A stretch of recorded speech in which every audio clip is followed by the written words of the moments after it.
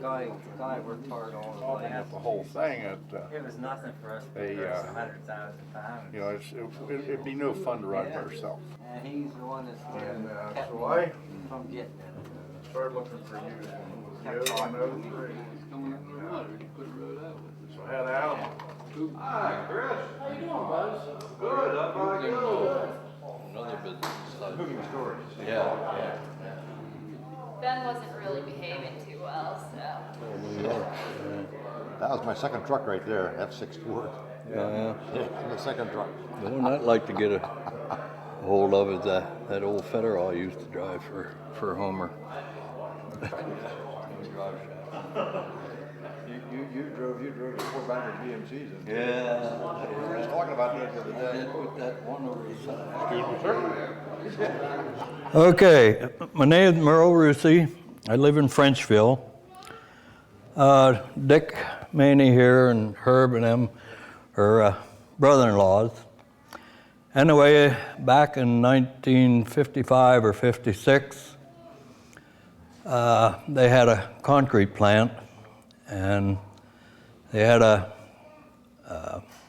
mixer on a 51 tandem Federal. Anyway, I can't remember where we was hauling. It was up where boot camp is now, Quahana. I guess you all know where that's at.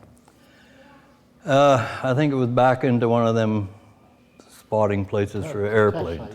Yeah. Back to the test site. Yeah. Anyway, coming back out right after I got past the gate, I heard a awful noise, and here it was through the drive shaft.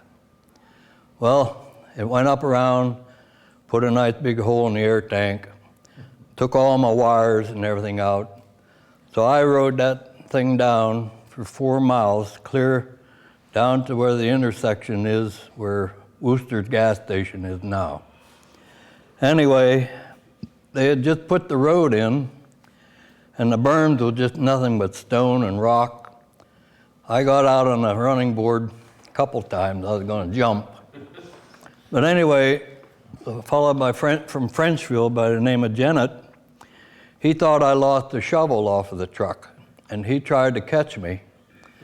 He was up to 80 miles an hour, and he said, well, I have to let him go. So I went down. I'll tell you, the running boards on the truck were that far off of the wheels, and I had that thing leaning so bad, the running boards were rubbing the wheels going down there. So after I got through the intersection, I went clear up to where the light line's at. If you ever get down that way, you look. I didn't know what to do with it. It come to a stop. Pretty soon it started going backwards. I couldn't get it stopped, so the only thing I know how to do, I straddled the guardrail. I didn't want to put it on that side and cut it myself. I didn't want to go over the bank there. It was about 15 feet over. So I straddled the guardrail, took 13 posts out. Finally come to a stop. So that's about the end of mine. So When I got there, he was still shaking. well, probably, yeah. We figure he had to be doing over 100 mile an hour. That is probably 5 to 10% grade for 4 mile, and that truck was heavy. And I mean, it rolled. It rolled over a mile up the other hill before he got stopped and then started going backwards the other way. Yeah. There was no end to it, was it, Earl? No, It was really no. a mess. Yeah. But it traveled so fast that it actually blew the power divider off the front of the differential. After he lost the drive shaft and got enough speed up, it actually blew the power divider right off the front of the rear end. That's how fast it was going. We never did find all the parts. We had to start all over again. Yeah. It was really a mess. Yeah. It was a Federal, 51, truck with a 1950. federal truck with a set of Mack rear ends in it. That's what it had in it Yeah. when we cracked it. And, Continental engine. had that problem, but it sure made a mess. That was a problem, you see, but then it was this Mack rear end. Yeah. Federal's a good. No, we had a lot of trouble till they got the Max in. It just took that ring gear out of it every time. It was brass. It'd go out and you wouldn't know it. You'd be running on Thing of it is, two-wheel drive. the federal trucks did a real good job. They were really tough trucks. We had a little single axle, and I was hoping Charlie Benton would come today. He was one of the early drivers on it, and it actually had a Continental gas engine in it that traveled 400,000 miles before it had a head taken off of it. And that was really unheard of back in those days. Yeah. But, you know, we kept the oil clean in it and stuff, and it really did a hell of a job. Really did. Yeah. Back in those days, you usually spent 2 days a week working on your truck and 3 days hauling coal. That was about the size of it, you know. If you were lucky, only 2 days. Dad bought that truck off of Spinelli in Kerwinsville. It was a dealer. It was one of the first heavy tandems around. There were a few around yet, but that came with 2 underbody hoists back under the bed. And then up front, there was a 2-foot long hoist, starter hoist, that pushed straight up under the front of the bed, so it would start to load up, and then them other 2 cylinders could take it back. The story you're telling isn't quite complete, Herb. The first load that I hauled into Warner Company at Bellefonte with the 200 body hoist, it wouldn't raise a load of coal. We had to shovel a load of coal off my head. So they took it back and put just a standard straight hoist right in the front that lifted the bed for about 2 feet, then the hoist would take over. Beck Body in Indiana, PA is the one that built the body, and they put like 2 6-inch cylinders under the bed, and they just couldn't develop enough power to lift 14 ton of coal up. And after they got it up 2 feet with that front hoist, well then it would go. But like I say, it was kind of embarrassing to shovel the first load of coal off a brand new truck. More than embarrassing, too. Yeah. I'm Dennis Smith, and I wanted to ask the question in regards to the last presentation. Have you ever seen twin cylinders, hydraulic cylinders for lifts, when one cylinder didn't work and the other one did? It just throws the thing, usually the vehicle goes over the side. Yeah, that was pretty common on the twin cylinders. Did any of you see the old Gilmore cable dump trailers? Did you ever see one, Bob? I've seen it, Yeah, they actually worked really well. Like we were over there at the Flanagan place stripping, and the roads were really bad, and one of them trailers would come in and get coal, and they would pull ahead about 5 feet, pull the trailer up, and if you was on a bad spot, they could pull herself through it. You didn't need to pull in with a bulldozer. So it worked out pretty good for that kind of stuff. I forget who owned those 2 of them hauled out of there. It was someone from down around Williamsport, I believe, that had them. But you didn't see many of them around because they were kind of a rare breed, I guess you would say. But the different things that we had. What's that? Remember the guys trying to back them up? Yeah, they were a little crutchy. Yeah, they would bump their back up, yeah. You could turn them around in a shortcut though. If you pulled the trailer up, you could turn around and just put it like a straight truck and then stretch it back out again, you know. Back in those days, a 40 or 50 foot cut was considered a wide cut. You know, that was with the small machines we had to strip with and stuff. So if they come down in the cut, they could pull the trailer up and turn around and stretch it back out again. Worked out pretty good. A lot of things that we had to work with back then was mother necessity, I guess you would say. You know, you had to do something, so you did the best you could. That's what it was. My name's Bob Hines from Bellefonte, and I just want to tell you a little story about my first experience with the trucking business. My grandfather owned a service station in Bellefonte. It happened to be the site where most of all the kids hang out, and we had the Caparel boys were always there, the Devlins, a guy by the name of Corman Lyons from Bellefonte, and a few other guys. Corman Lyons probably owned the first tractor and trailer that we were involved with ourselves. And that tractor and trailer was a 1937 Dodge, straight 6, 5-speed transmission, vacuum brakes, and he had about an 18-foot sway-back single-axle trailer that he hauled concrete blocks with. So that's the first tractor and trailer I drove when I was 14 years old, and it was simply driving around my grandfather's service station around a circle. Well, one Saturday afternoon, Corman Lyons stopped at the gas station. We were all there loafing. He had 500 concrete blocks on the trailer. So he said, I need some help. I'm going to Howard to unload these blocks. And Jim Devlin, Carl Caparell, and I said, well, let us drive them down. Corman, you watch the gas station, and we'll take those blocks to Howard for you. I said, okay. Devlin, he knew how to drive. He had a license. He used anyone that had a license. So we drove down to Howard.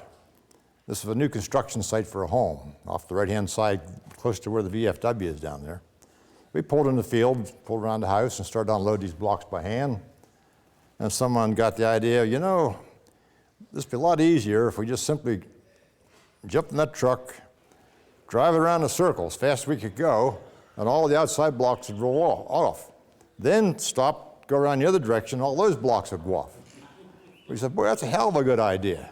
So old Devlin, he got in the truck and he cranked that old Dodge up, and he made 2 laps around that house foundation, and all the blocks were gone. We felt good. Back at the gas station, Corman Lyons said, man, oh man, you guys really made good time. How'd you do it? So Corman, you know, we're young, we don't mess around, we got them unloaded. Oh, great, okay. Everything went fine until Monday afternoon. Corman pulls in the gas station. What the hell did you guys do with those blocks? We unloaded them. He said, well, I'm going to tell you what you're going to do. You're going to reload them. You're going back down there. He said, those blocks are sticking in the mud up in the air. He said, the bricklayers, the block layers, they can't get it. You're all covered with mud. You got to bring them back up here, wash them all off, and you're going to take them back down there and stack them, okay? Which we did, okay? So that was our experience. And like I said, the Caparells were there, the Devlins were there, Lyons, he had trucks. And they hauled coal.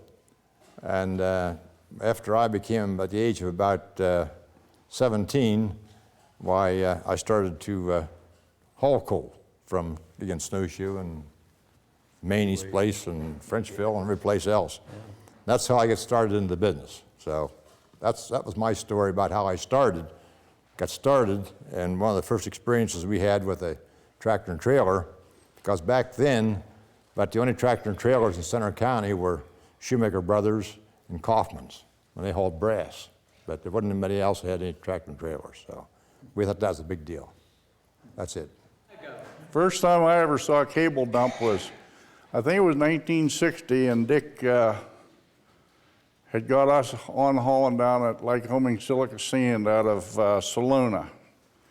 And we were hauling stone from there over to Loganton Valley someplace, and building that little road down through there. And Schrack Farms had a old white WC something, and with a short dump trailer with cable dump on it. And I'll never forget, you just hated it if you got behind one of those guys from Schrack's going over the mountain. But going down the other side, you better not be in front of that one kid, because he was nuts.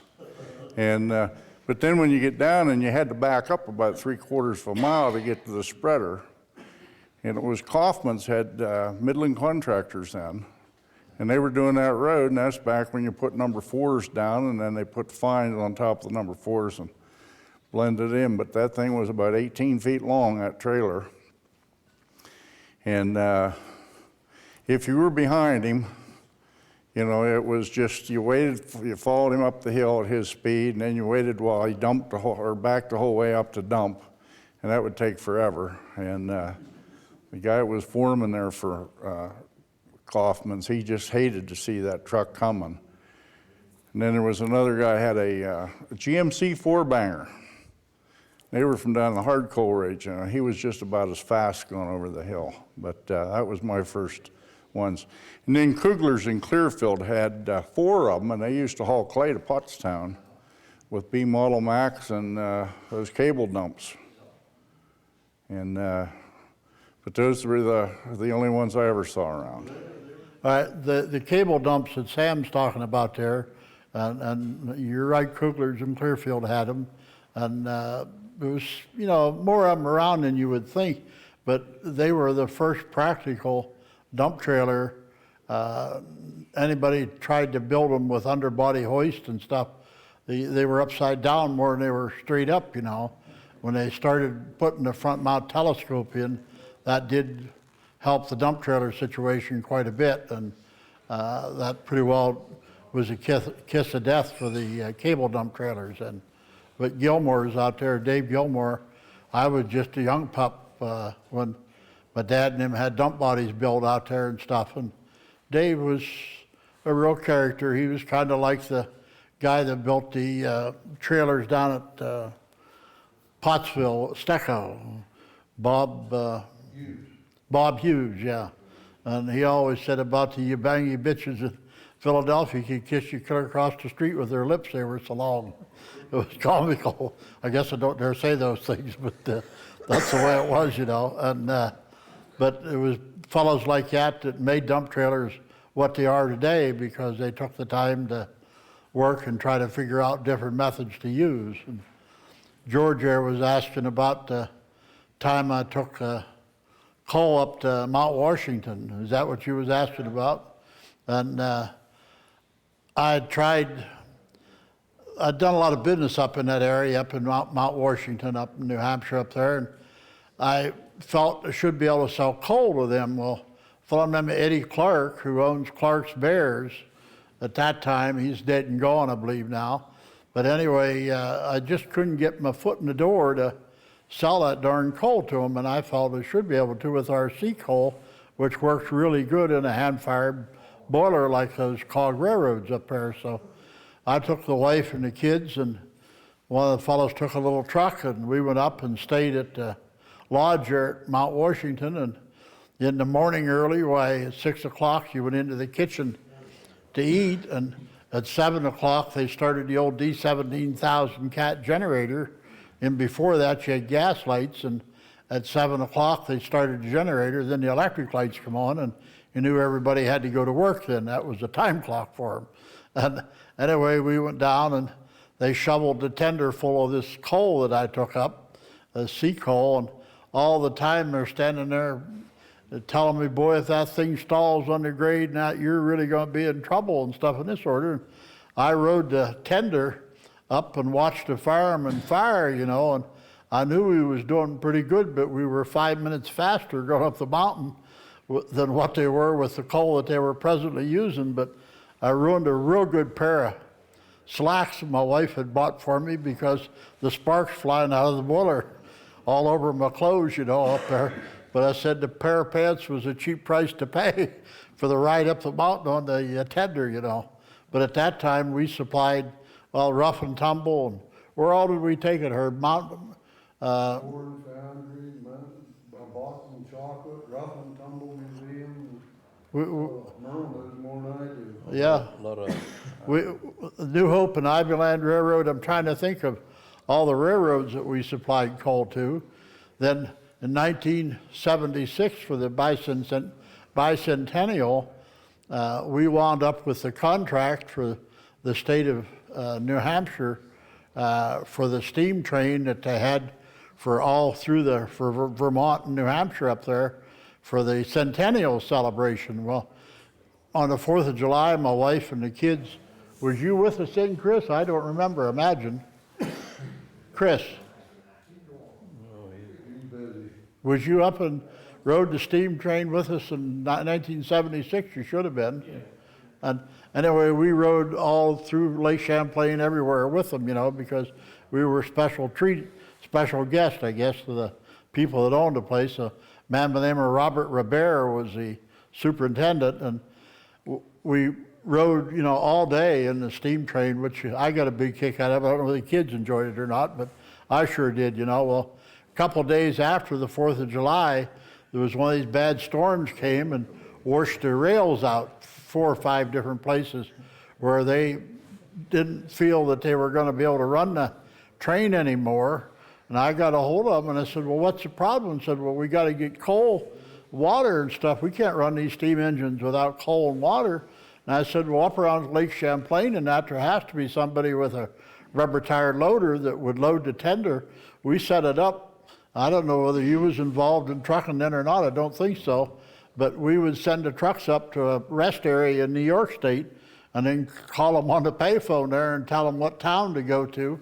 And that's how we kept the steam trains running for the state up there till they got the rails straightened back out again.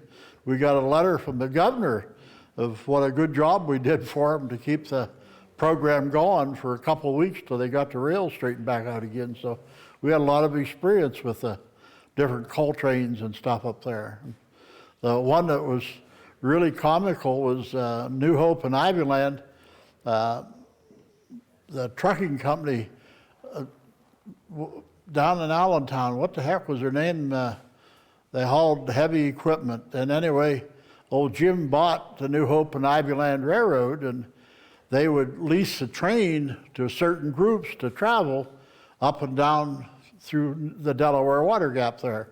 And old Jim one night found out that the group that had leased a train that night was a bunch of gays, and they weren't too popular then. And he got down the line about 10 or 12 miles and chased them all off the train. Brought the train back, they had to walk back. So we've had some real interesting experiences with the situation with the selling coal to the different outfits. We supplied shoe companies and I don't know what all with coal. Like Herb said about Bachman chocolate, every year we would get 5-pound almond chocolate bars, 5 pound. You know, they were $8 or $9 then. I suppose now that'd be 100, you know. But anyway, we'd get them, whole stack of them in the back end of the station wagon and give them to our friends and stuff for Christmas. I don't know how many hundreds of pounds of chocolate we gave away, but Bachman was the company that made this chocolate for Mount Joy and Almond Joy candy. So we got the Almond Joy chocolate is what we got. It was really good. So there was a lot of things that the coal industry did, and I'm sure you fellows have stories if you stop and think about it, you know, of what we did back in those days to survive. We had Franklin and Marshall College in Lancaster. The railroad rails iced over down by Harrisburg to where they couldn't get coal by train. And they called us up and we supplied them with coal a couple, 2 or 3 weeks that winter. So next spring I went down and said, I'd like to get the coal contract. Well, he said, we have to make sure we have steady supply and stuff. And I said, well, who bailed you out last winter? He said, well, I pulled in here with the first load of coal. They was sweeping the coal bin to keep the furnace going. You know, he said, I believe you're right. We got the order. So we supplied them for quite a few years by truck from up in Clearfield County down to Franklin and Marshall till they took the boilers out. I'm Dick Bird. My name is, I started an R.W. Bird Trucking Company in 1956, and I'm from Bellefonte. And primarily we hauled milk, that's all we done. We picked up in farms and farm lanes. And I probably would break the Genesee record of putting on chains. In the wintertime, we put a lot of chains on and had a hard time when the weather's bad. But you had to do it. You had to go out 7 days a week. And it taught you a lot of things. But I'll never forget one time, the Amish wanted me to move them, the state of Indiana. So I agreed to. And he took a flat trailer and he said, now we gotta leave at 3:30 in the morning, a.m. And I said, okay. He said, we're not gonna be back till late tonight, maybe 12 o'clock. All right.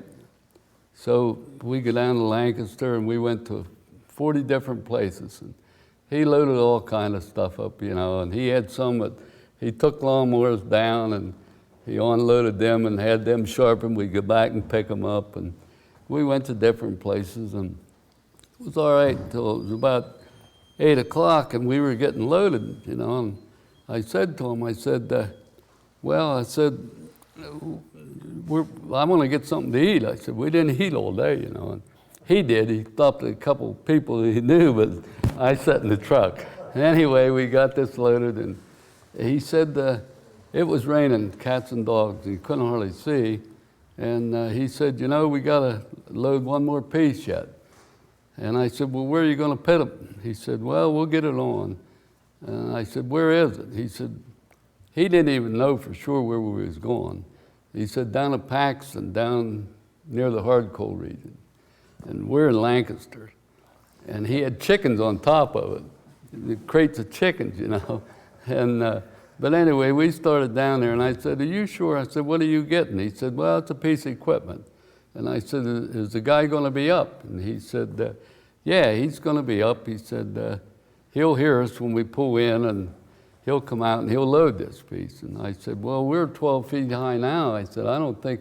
He said, well, he's going to have it apart. Well, so we start down there, and you know, it was 10:30, and finally I said, are you sure you know where you're going? Yeah.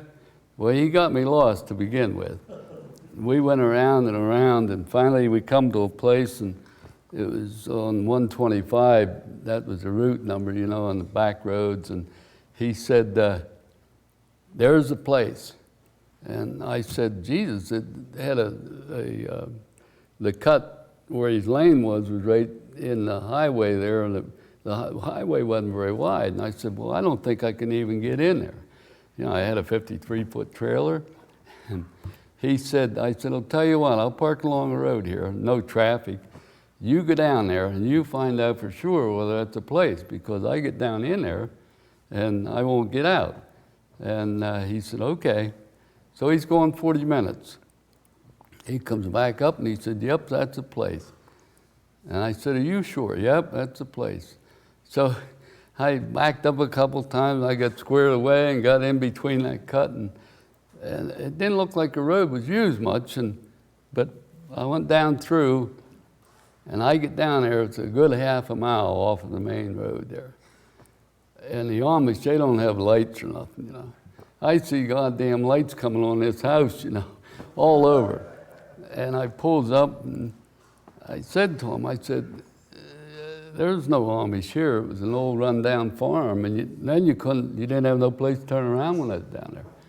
So he got in the truck, and he didn't say too much. And I said, them people, by then it was like 12 o'clock. And I said, they're getting up. I said, there's lights all over the house. And we sat there a while, and boy, I was really sick. I didn't know what to do. You couldn't see, it was raining. I had to back out of there. And so we sat there a little bit, and pretty soon a car come in behind us there. I didn't even get out. I was disgusted, you know, and really wore out. I didn't know, you know. And he jumps right out, the Amish. You know, he goes back. And he comes back up, and he's all smiles, and he said, you don't know who that was? I said, no, who was it? He said, that's the state police.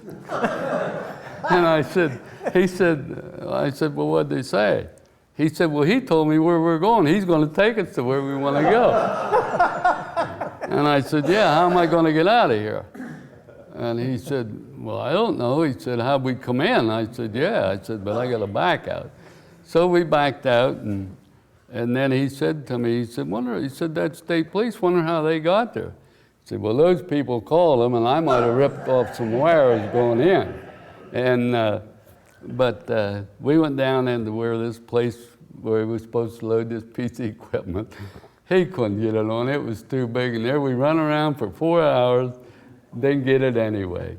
And them damn chickens, they were up on top there crowing like hell. And that was probably one of the worst things I got into. But picking up milk and stuff, it's very unique, and it takes a special person to do it. A lot of people wouldn't do it. I mean, it just, yeah.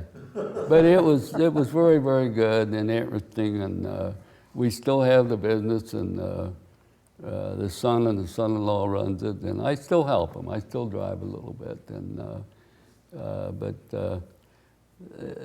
in the trucking business today, there's a lot of A lot of challenges, I'll tell you.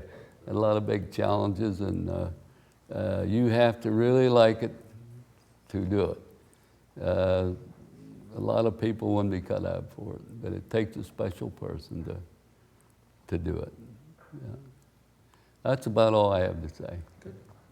Well, the engines back 35 years ago didn't run anything like they run today, and the guys way before us, you know, I don't know how they ever did it, but I had a bunch of V8 Max, and they were notorious for spinning bearings, and so I had some Cummins too that spun a couple bearings, and found a place in Cleveland called Cleveland Hone and Manufacturing Company that they took your crankshaft, they grind it down and build it back up to standard with chrome.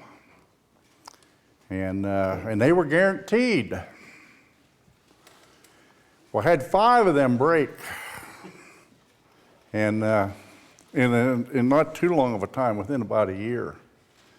So finally the guy, he came in and he said, well, you know, we can't warrant that because we didn't do the rods at the same time as, you know, when we did the crankshaft. And I said, well, local machine shop did the rods. And he said, well, their work was probably inadequate, and so there's no guarantee. I said, well, do you do blocks? And he said, no. And I said, well, there's the same people do the blocks that you put that crankshaft in. And they wouldn't do anything about the warranty, and there was 2/3 of a Cummins crankshaft sitting on the garage floor, and it was in the winter, and this guy had a brand new Oldsmobile station wagon.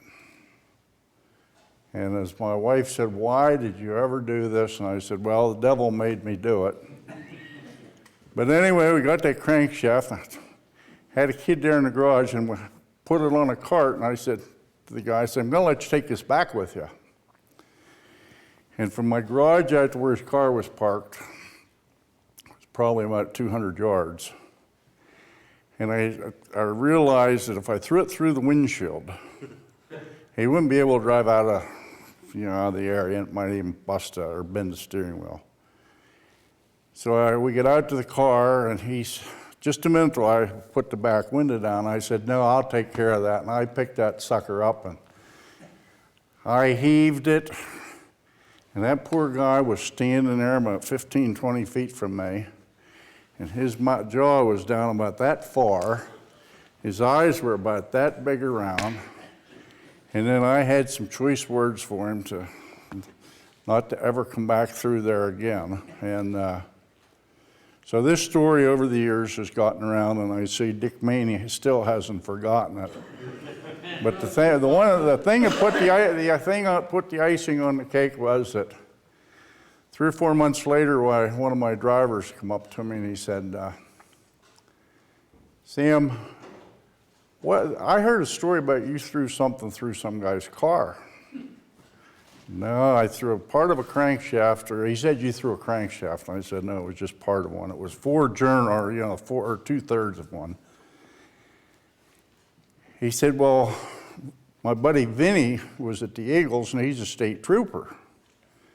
And he wanted to know what took place, because when this guy left, he went up on the hill to the state police barracks, and he wanted me arrested. Trooper said, we can't arrest him without filing charges. And he said, well, how do I go about filing charges? He said, well, for this district, you have to go to Kylertown to Mexi Rudella. He was the magistrate then. So he told him how to get there. He said, but it won't do you any good because he's not in today.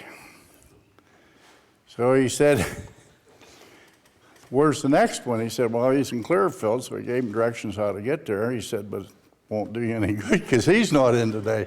Here the magistrates were having a day of training in DuBois. But anyway, he wanted to have me arrested, and his words as he went out of the police barracks was, you guys know him and you're all in cahoots with him, and he stormed back to Cleveland. And and I've never lived a crankshaft story down. And we still have in the garage the other third of that crankshaft.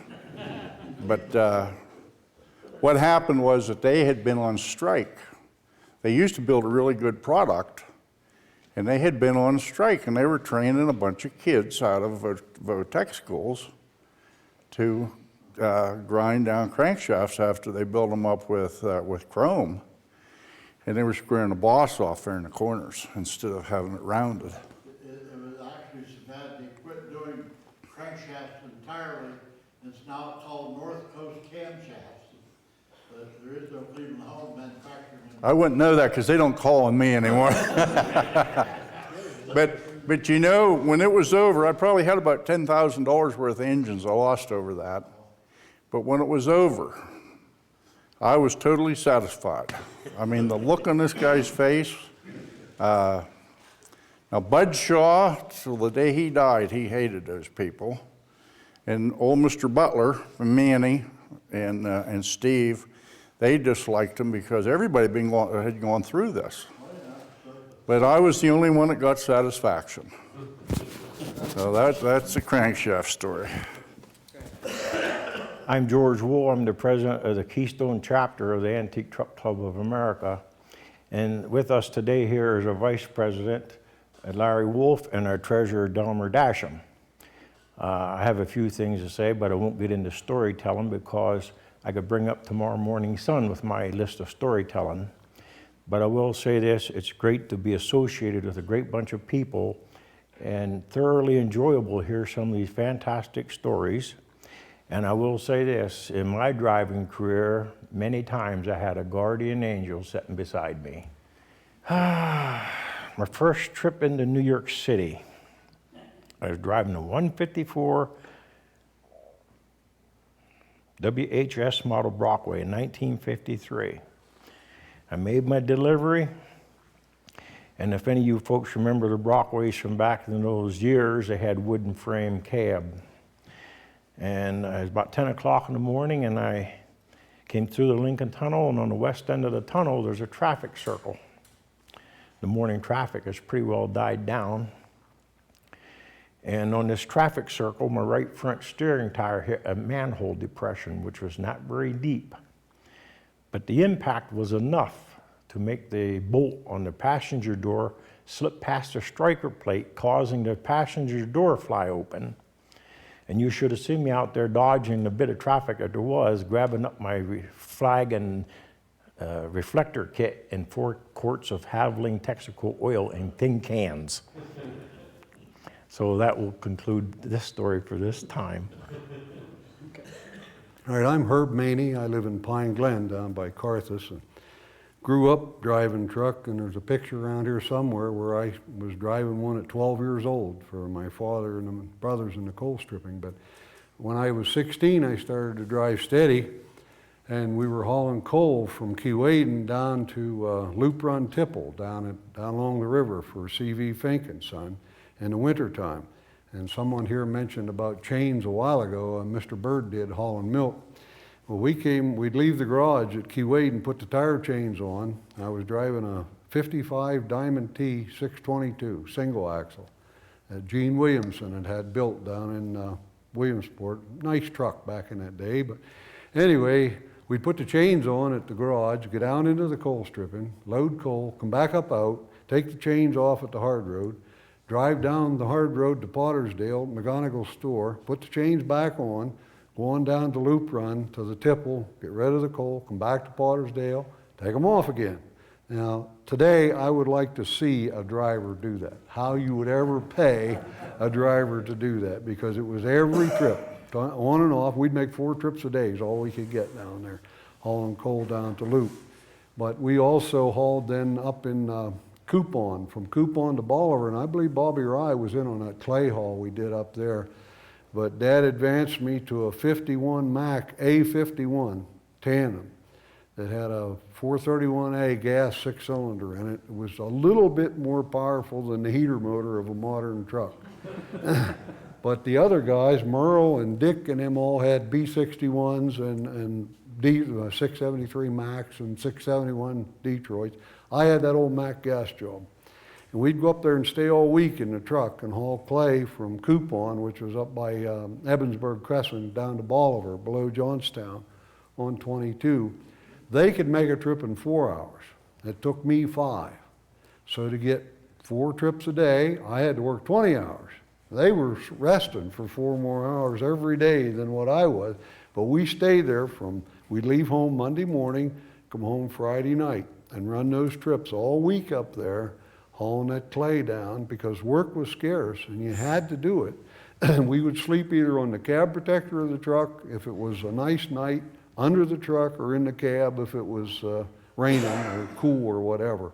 And you can imagine what sleeping when you're 6'4" in an A51 cab, a Mack cab was like. I was curled up in a ball, besides driving 20 hours a day to haul that clay. But that's what we had to do back and somebody mentioned the old days when you trucked, because it was an altogether different game than it is now. You didn't drive down the road and flip a button and go 1/2 gear and up and down the hills. You worked your heart out. And that's a story that we have, or 2 of them right now, the work that we had to do back in the old days. What years were those? That would have been in 59 and 60, and right when we were doing that, 59 and 60, we were over there hauling that clay. And it was for Cavalier Coal Company, some kind of a rush on clay. We had to go over there, and it was the only work around. I think we did it for Brown Brothers out of Clearfield, I believe, who had the contract. But we lived in those trucks, and the old Chicory Mountain was over there between, Evansburg and going down toward Vintondale, Blairsville. Was a pretty steep hill. Well, that old Mack is the only place I could make any time. So I'd go out over the top, and it was steep, and you had to hold it back if you had anybody in front of you. Well, Dick put a 9-speed overgear in it for me, because man, he speeded me clear up, I think, to 58 mile an hour, if you could get it going. But anyway, I'd go over the top, and you went down the first stretch, and then after the second hump was a long straight stretch you could see. I'd sneak out over there, and if there was nothing coming, or in front of me, particularly in front of me, I'd start gearing her up. And I'd run her clear up to the 5th, or you'd skip low 5th, go into high 5th, and run her clear to the governor and pop her out. And I'd get down through the bottom, clear out of numbers on that old Mack speedometer, and I could actually coast further up the other side, out of gear, by doing that than I could make it geared. If I had to keep it in gear, I wouldn't go as far up the other side as I did coasting, and I could go clear to the top the other side and pop her like in low 4th and grade on over the top. And that's the only place I could make any time. So that's the dumb things you did back then when you were trucking coal. That was a common thing, that's what we called Jewish overdrive. Yeah, that was Jewish overdrive. That's how you made her. Not even the